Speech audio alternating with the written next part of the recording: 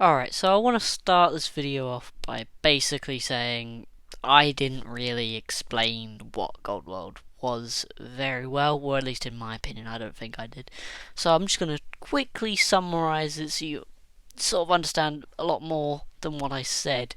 So, Godworld, ages ago, I decided I wanted to create Godworld, which is a Minecraft world where with a twist, where there would be a god and you would sacrifice things to gain other things.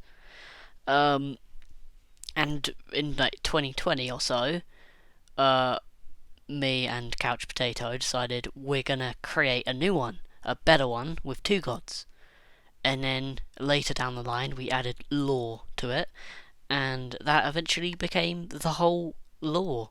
And I said that there were spin-offs in those videos like Shop World or Bedrock Boy God World. Those are canon in the lore of Godworld, like the whole lore, which I call A Tale of Good and Evil. Well, we now call it that. Um, and yeah, that's it's all part of the big overall lore, also being their own worlds that are also sort of things.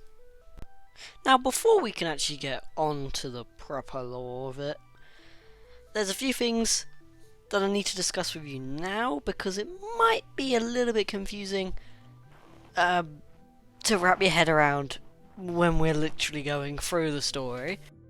The first thing I need to talk about is the web. The web is basically a web of realities and dimensions. The arrow in this image right here is pointing to the yellow ring. The yellow ring is a reality, and the black lines are dimensions. Now, dimensions being the black lines, they pierce through realities, forming new realities and new dimensions. So, this reality that this arrow is pointed to is actually different to this reality. Now, because it's set in Minecraft, there's another thing I need to talk about.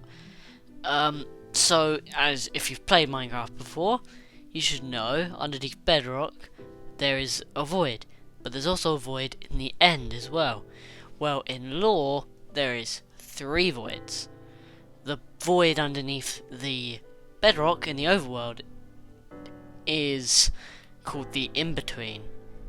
And it's called the in-between because canonically it is the place in between the nether and the overworld. And the void in the end is called the abyss. And the void that's actually called the void is the place outside of reality. Another thing is variants. Now, variants are, if you've seen the Marvel show Loki, I guess you would understand, but basically in different realities there are multiple different versions of people in all of those realities. So say if I'm in one of these realities, there will be another version of me in all of the other realities that will be slightly different or drastically different. Another thing that I'm not going to talk about, but I will mention it, is North Stars. I'm not going to talk about them because on my lore channel, Ancient Mysteries, which will be in the comments, should be at least if I remember, there should be a video that explains basically everything you need to know about it, and I am planning on uploading another North Star video on that. It's probably already out by the time that I'm actually upload this.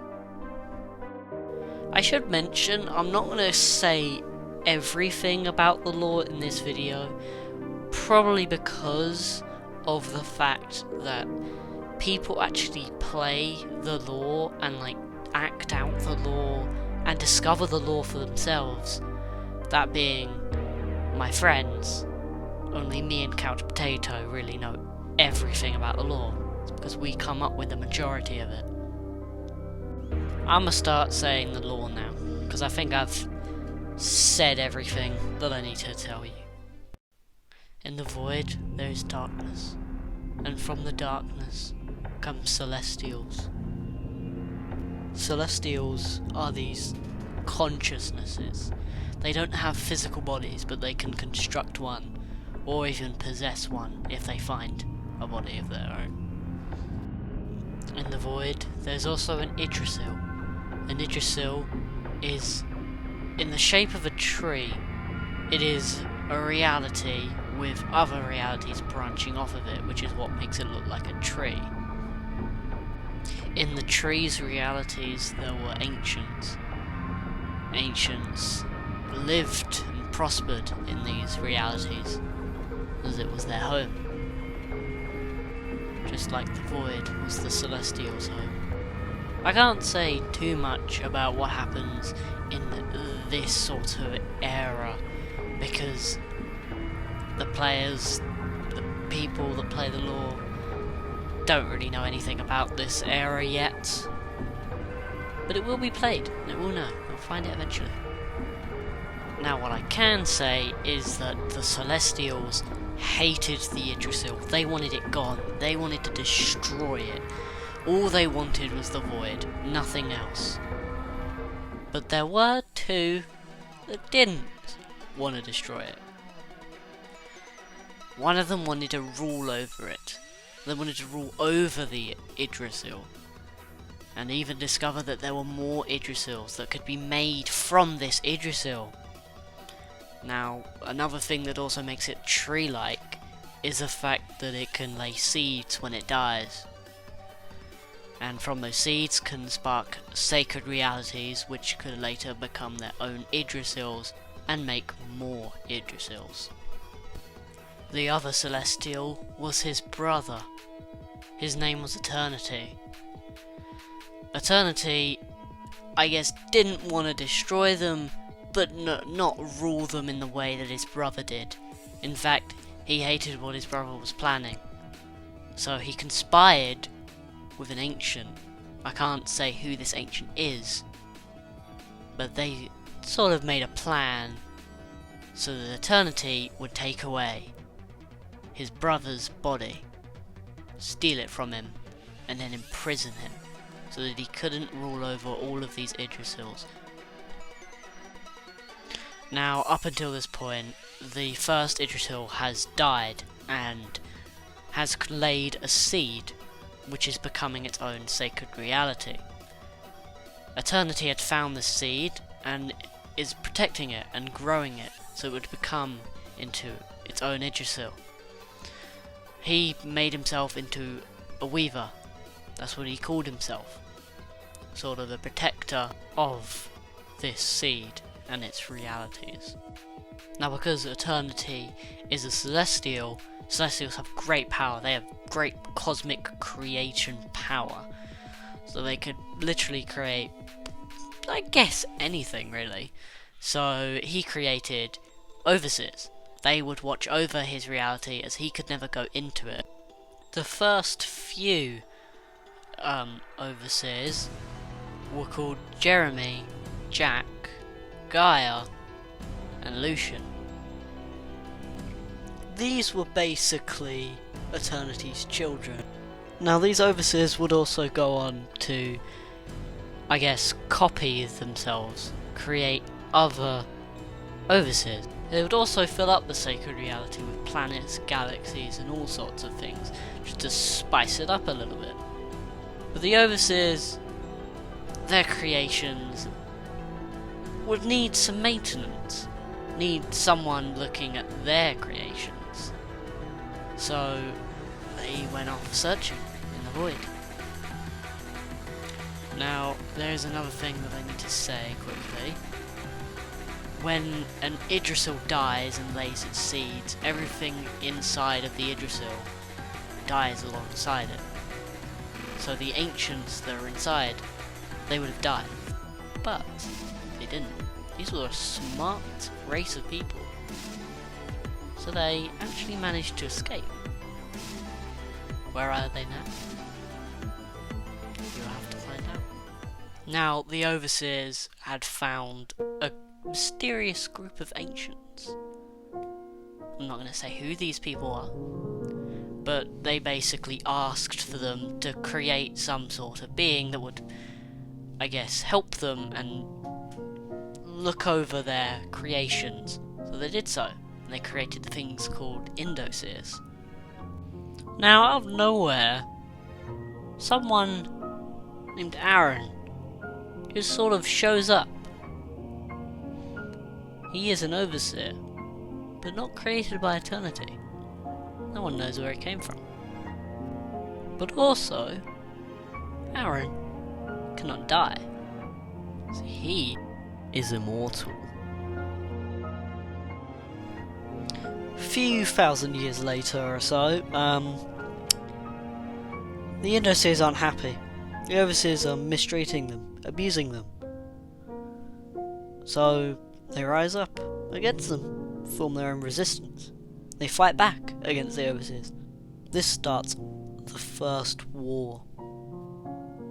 Now, one Indoseer, who mysteriously showed up when the other Indoseers were created, was unusually powerful. He was smart. All the Indoseers were very smart. But this particular one was so powerful, it's almost like he was something like a celestial. But he wasn't. He was just an Indoseer.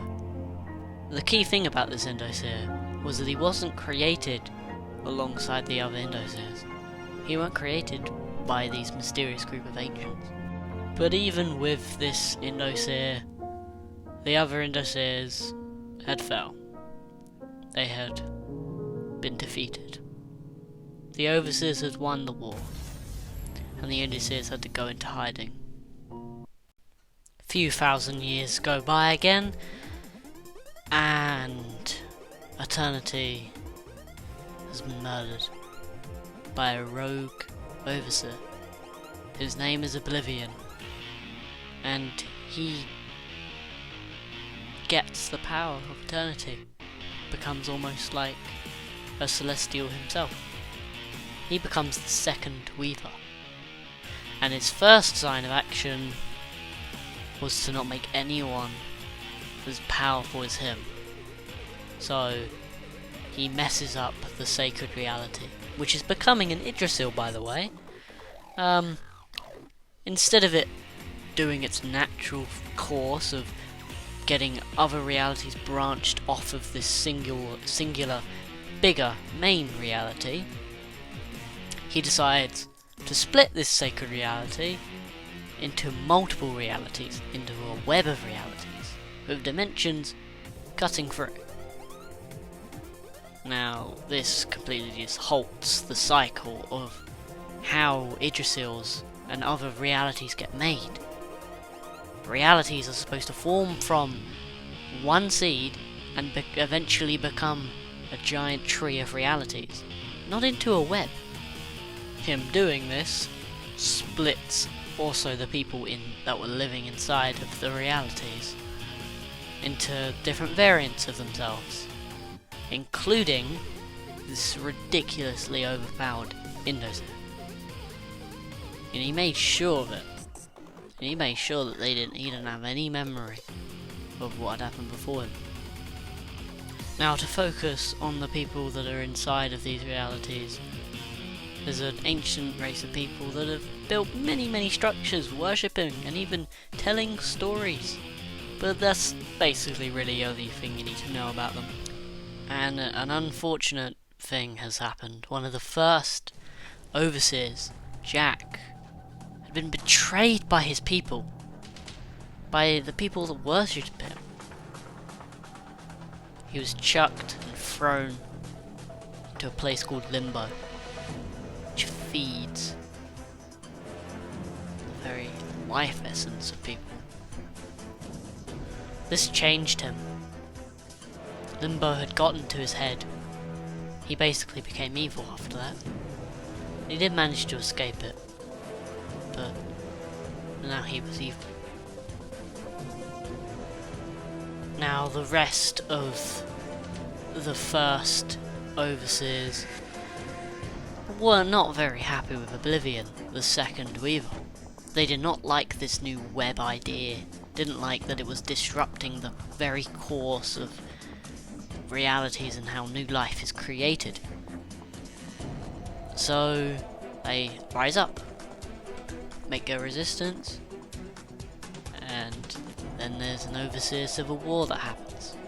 The people that disagree with Oblivion and the web, which are the first few Overseers, but also a few others, most notably these two Overseers that weren't created by Eternity, but rather created by two mysterious ancients that aren't part of this other group that created the Indices.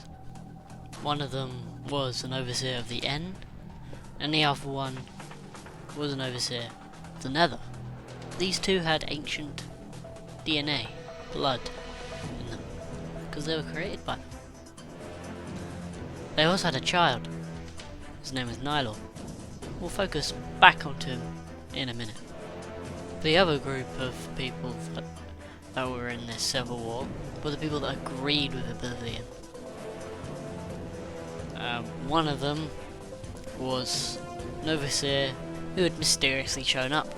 Wasn't created by anyone. No one knows where he came from. His name was the King. Now, in present day, people have probably figured out by now, he didn't join because he agreed with Oblivion. He just joined for the fun of it. Another one would be Jack, because he's evil now, I guess. He decided he wanted to agree with him, partly for the same reason as the King.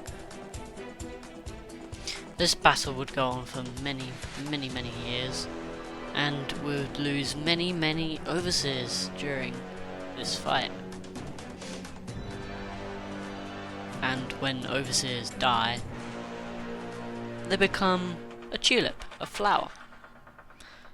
The flower's purpose is to go and find someone suitable for taking up the mantle of whatever Overseer they were of, and be having the power that they had.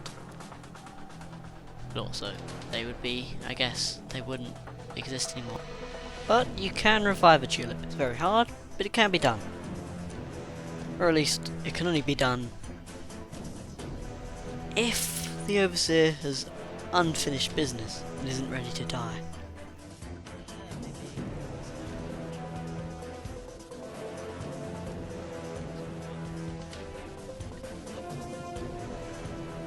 Now he's probably the most determined. He really hates Oblivion and this idea. He's the one that started this whole civil war. He's the one that started this group that wanted to get rid of, disagree with Oblivion.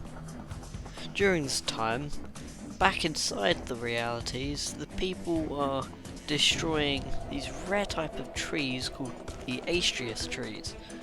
They're rapidly dying because people want their power. These trees emit so much power, and they create these things called North Stars. Again, my lore channel has a video of what North Stars are, but they are created naturally by Astrius trees. But now there's only one left. Back to the Civil War, things aren't looking too great for the resistance against Oblivion. Jeremy has been killed and turned into a tulip. Gaia has been betrayed by her people because of the influence of Oblivion and was trapped inside of a prison that she could never escape from, trapped by the humans. And she is very angry, and her rage became something called Perennial. Lucian also decided to change sides. He thought about it and realised maybe this was a better idea. Maybe it would prevent death from when the reality becomes an Yggdrasil. But then again, it would also prevent new life from being created. Oblivion had now won the war. The only person that was still alive, that was in the resistance against Oblivion, was Aaron. So, the king, he got a bit bored. He was like, you know what? I'm gonna go destroy an entire dimension. This dimension that he decided to destroy was Undergreen. Aaron didn't really like this and saved a single person. That's all he could save. His name was Anorim. The king destroyed this dimension and it became what's known as the In-Between. And Anorim was like a person, one with the In-Between. He had the power of the In-Between. Aaron then took away the king's powers, sent him down to the mortal realm, inside of the realities. Oblivion and all the other overseers were like, nah, you ain't doing that. So they took away his memory of ever having powers, and also sent him down to the realities with the mortal people. So remember that Nylor guy? During the Civil War, when his parents were killed, he was kidnapped by the Oblivion side, but later ran away into a reality full of mycelium. Him being an overseer of Nylium, Nylium being sort of a combination of the Nether and the End. And that's where we leave it off for today. The next part will be explaining what Nylor did after this, and Nylium